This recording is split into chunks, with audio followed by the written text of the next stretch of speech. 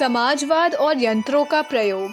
समाजवाद या साम्यवाद का सिद्धांत अब तक दृष्टि से विश्वव्यापी बन चुका है और कुछ विरोधी पक्ष वालों को छोड़कर सभी न्यायशील व्यक्तियों ने उसकी सामयिकता तथा उपयोगिता को स्वीकार कर लिया है। पर इस बात में लोगों में ज़रूर मतभेद पाया जाता है कि समाजवाद की स्थापना किस विधि से की जाए। इसी मतभेद के आधार पर भारतवर्ष में भी साम्यवादी, समाजवादी और प्रजा समाजवादी नाम से 3 पार्टियां बनी हुई हैं और अन्य देशों में और भी अनेकों पार्टियां पाई जाती हैं। ये मतभेद प्रायः 2 विषयों से संबंध रखते हैं। प्रथम तो यह है कि राजनैतिक सत्ता किस प्रकार प्राप्त की जाए और दूसरा यह कि आर्थिक व्यवस्था का निर्माण किस आधार पर हो। पहली बात के संबंध में जहां कम्युनिस्ट विशेष रूप से सशस्त्र क्रांति और हिंसात्मक उपायों पर जोर देते हैं, दूसरे दल वाले आंदोलन, प्रचार कार्य और शिक्षा द्वारा जनमत को इस पक्ष में करना उचित मानते हैं। इसी प्रकार दूसरी बात के संबंध में जहां साम्यवादी और समाजवादी दोनों ही अधिक से अधिक यंत्रीकरण, मशीनों की वृद्धि के पक्षपाती हैं, वहां दूसरे लोग ऐसे भी हैं जो समाजवाद के सिद्धांत को पूर्ण रूप से स्वीकार करते हुए भी यंत्रों के अधिक प्रयोग को हानिकर मानते हैं। कुछ लोग ऐसे भी हैं जो पूर्णतया यंत्रों के बहिष्कार के पक्ष में हैं। यंत्रों के पक्षपातियों का कहना है कि यंत्रों द्वारा ही मनुष्य प्रकृति की गुलामी से छूट सकता है और आगे चलकर साम्यवादी शासन में जब यंत्रों का अधिकार समाज को मिल जाएगा तो मनुष्य को इन यंत्रों की बदौलत बहुत थोड़े समय काम करने से जीवन निर्वाह के साधन प्राप्त हो जाएंगे और शेष समय वह अपने बौद्धिक विकास और आमोद प्रमोद में लगा सकेगा। इतना ही नहीं, वे चाहते हैं कि यंत्रों में दिन पर दिन अधिकाधिक ऐसा सुधार किया जाए कि वे वर्तमान समय की अपेक्षा और भी तेजी से काम करने लगें और मनुष्य कम से कम परिश्रम करके उनके द्वारा अधिक माल तैयार कर सके। उनका कहना है कि हो सकता है ऐसा समय आए जब संसार के सभी काम करने लायक मनुष्यों का 1 घंटे का श्रम ही उनके जीवन की सभी उपयोगी चीज़ें जैसे खाना, कपड़ा, मकान, बाग, सड़क, विद्यालय, नाट्य यंत्र आदि प्राप्त कराने को पर्याप्त हों। वैसी दशा में 8 घंटा सोने के लिए रख लेने पर भी बाकी 15 घंटों में आदमी क्या करेगा?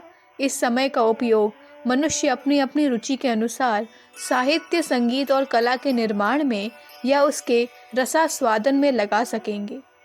स्वास्थ्य और साहस के खेल तथा यात्राएं कर सकेंगे। आकाश, भूमि और समुद्र की यात्राएं क्या मनुष्य के लिए मनोरंजक और ज्ञानवर्धक न होंगी?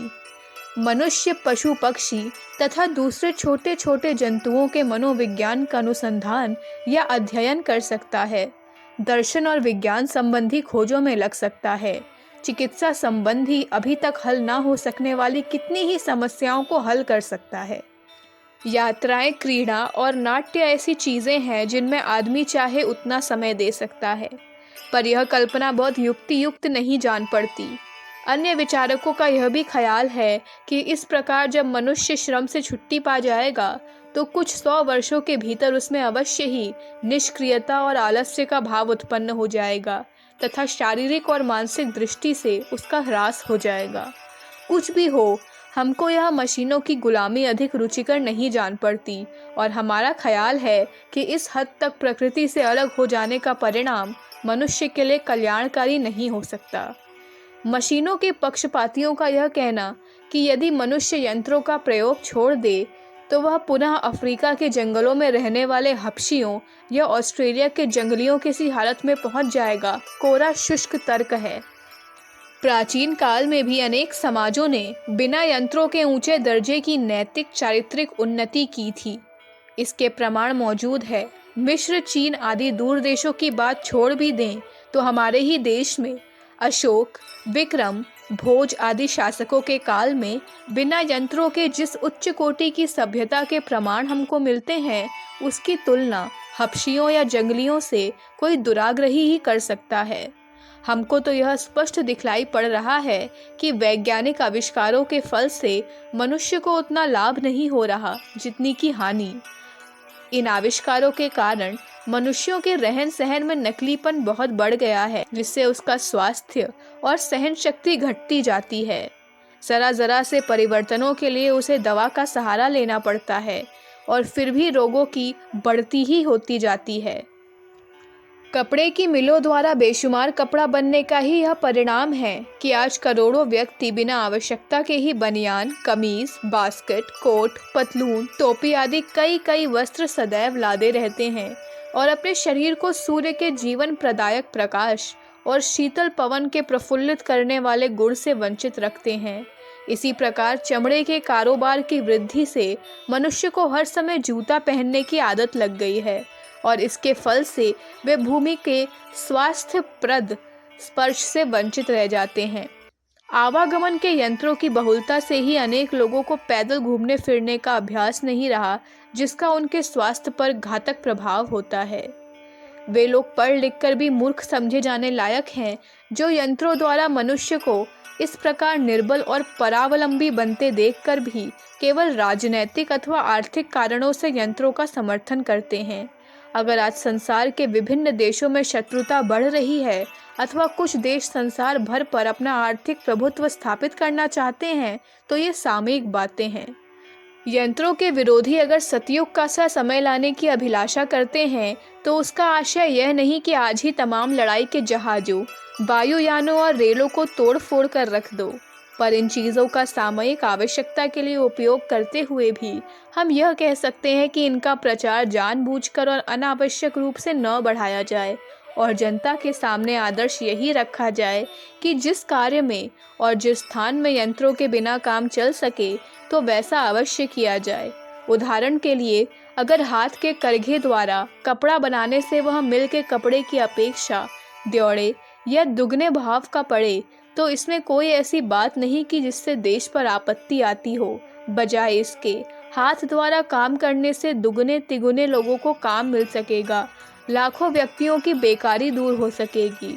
यदि यह कहा जाए कि इससे लोगों को कपड़ा महंगा मिलेगा, तो वह भी ठीक नहीं, क्योंकि जैसा हम कह चुके हैं, आजकल बहुसंख्यक व्यक्ति आधुनिक सभ्यता के नियमों से भ्रम में पड़कर आवश्यकता के अधिक वस्त्र काम में ला रहे हैं।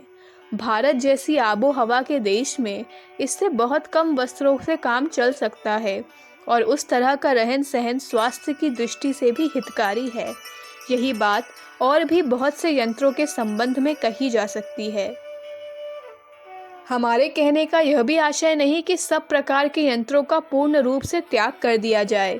यह कहना एक प्रकार की हठ धर्मी या विवेकहीनता ही है कि या तो यंत्रों का प्रचार अधिक से अधिक बढ़ाओ या बिल्कुल ही त्याग दो।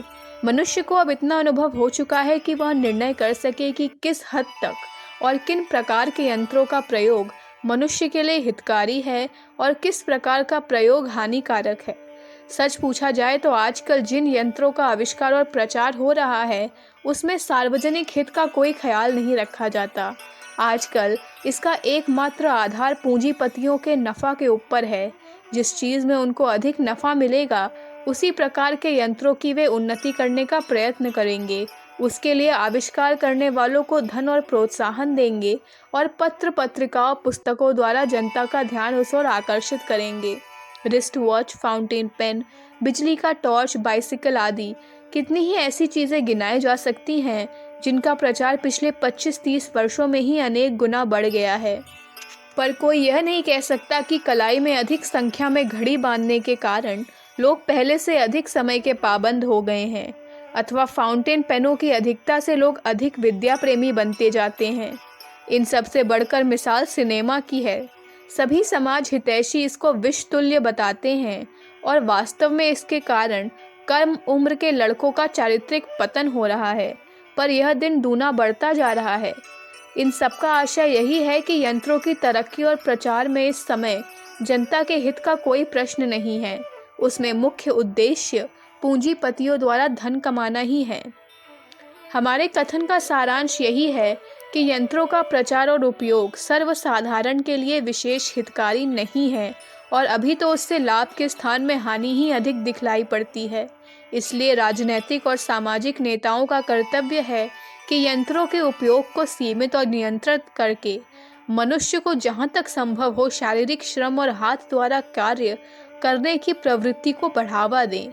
भारतवर्ष जैसी बढ़ी हुई जनसंख्या के देश के लिए तो यंत्रों का प्रयोग और भी बेकारी बढ़ाने वाला है। इसलिए यहाँ सहकारिता के सिद्धांतानुसार दस्तकारी का प्रचार अधिक उपयोगी सिद्ध होगा। यदि यह कहा जाए कि जब चीज़ों के बनाने का कार्य यंत्रों द्वारा अपेक्षाकृत थोड़े व्यक्तियों से हो सकता है, तो जानबूझकर मानवीय शक्ति को बर्बाद करना कहाँ की बुद्धिमत्ता है।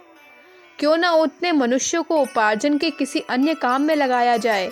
इसका उत्तर यही है कि अगर हम नए नए कारखाने खोलकर उन आदमियों से और सामग्री बनवाएं, तो फिर उसको बेचने के लिए विदेशों में बाजार ढूंढने पड़ेंगे। और इसी बात पर आज पश्चिमी राष्ट्र एक दूसरे का गला काटने पर उतारू हैं। फिर हमारी असली आवश्यकता तो अन्न की है। सो भारतवर्ष की लगभग सभी काम लायक जमीन में खेती हो रही है। इस 10-5 वर्षों में लाखों एकड़ बंजर और ऊसर जमीन को भी तोड़कर खेती शुरू कर दी गई है। फिर भी लोगों की जमीन की भूख इतनी अधिक है कि 10-5 गज जमीन के लिए नित्य प्रति सर फूटते और खून होते रहते हैं। ऐसी हालत में मशीनों का अधिकाधिक प्रचार किसी तरह समाज के लिए कल्याणकारी नहीं हो सकता। अखंड ज्योति, जून 1958, पृष्ठ संख्या 18, 19, 20, 21। हमारे YouTube चैनल विचार क्रांति दूत अखंड ज्योति पत्रिका को सब्सक्राइब करें एवं अगली वीडियोस प्राप्त करने के लिए बेल आइकन दबाएं। धन्यवाद।